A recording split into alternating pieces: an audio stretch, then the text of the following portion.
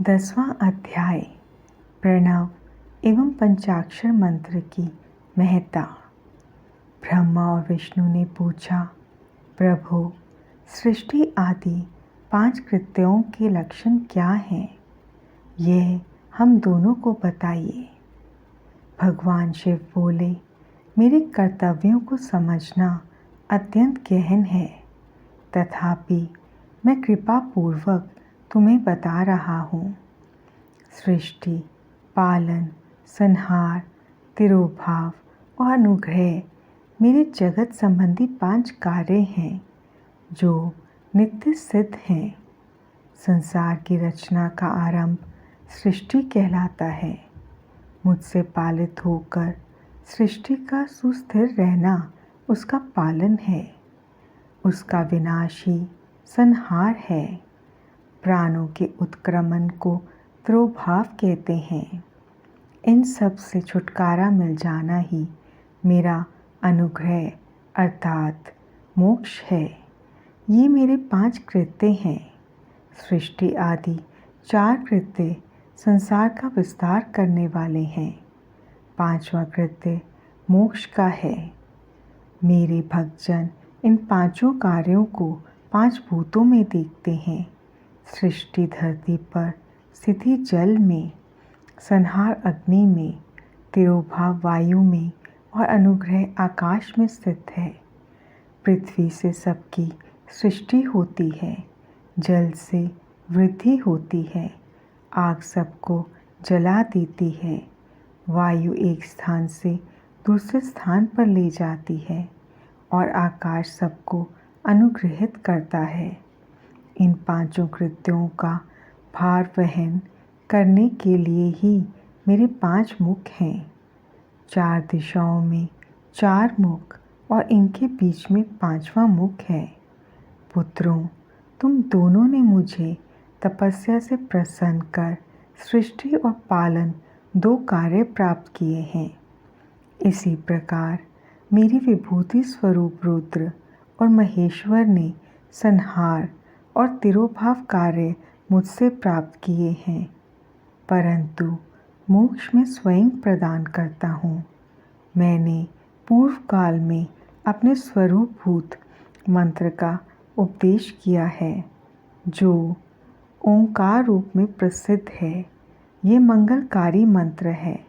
सर्वप्रथम मेरे मुख से ओंकार प्रकट हुआ, जो मेरे स्वरूप का बोध कराता है। इसका स्मरण निरंतर करने से मेरा ही सदा स्मरण होता है।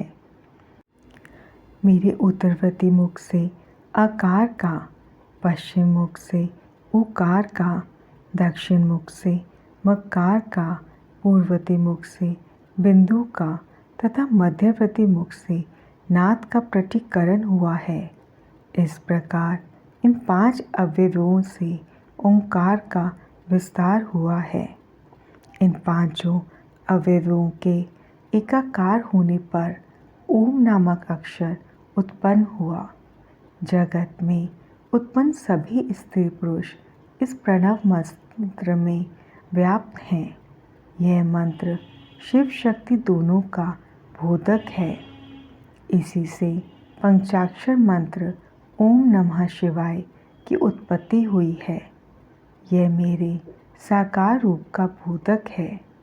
इस पंचाक्षर मंत्र से मात्र का वर्ण प्रकट हुए हैं, जो 5 भेद वाले हैं।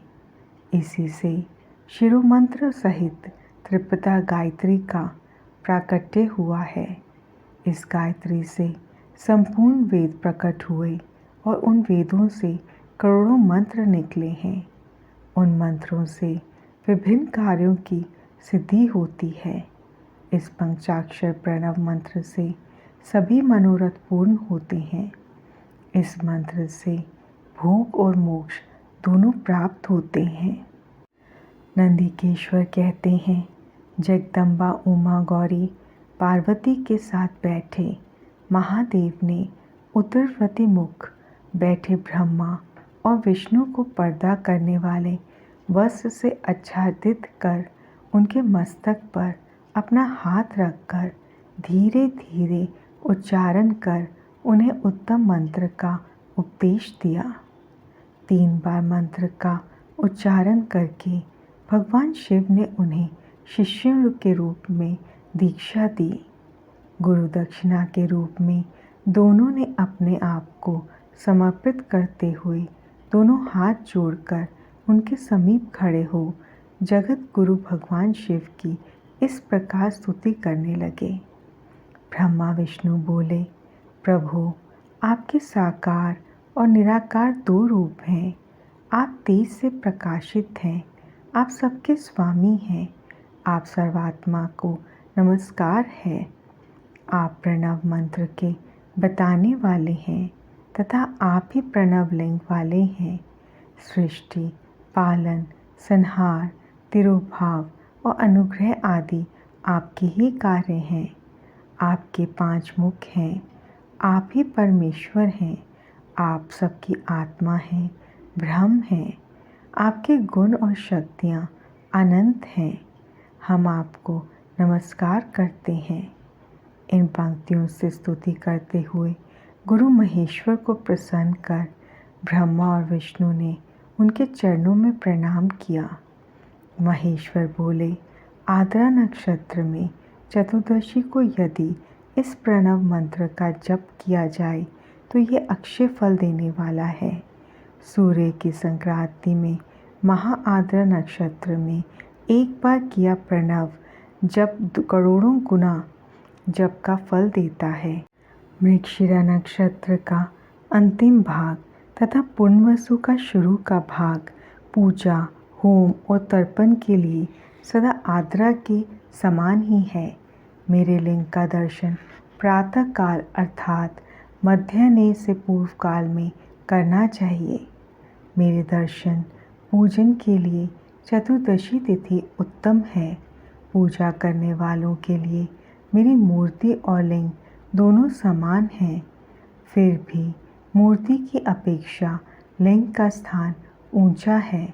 इसलिए मनुष्यों को शिवलिंग का ही पूजन करना चाहिए। लिंग का ओम मंत्र से और मूर्ति का पंचाक्षर मंत्र से पूजन करना चाहिए। शिवलिंग की स्वयं स्थापना करके या दूसरों से स्थापना करवाकर उत्तम द्रव्यों से पूजा करने से मेरा पद सुलभ होता है। इस प्रकार दोनों शिष्यों को उपदेश देकर भगवान शिव अंतर्ध्यान हो गए।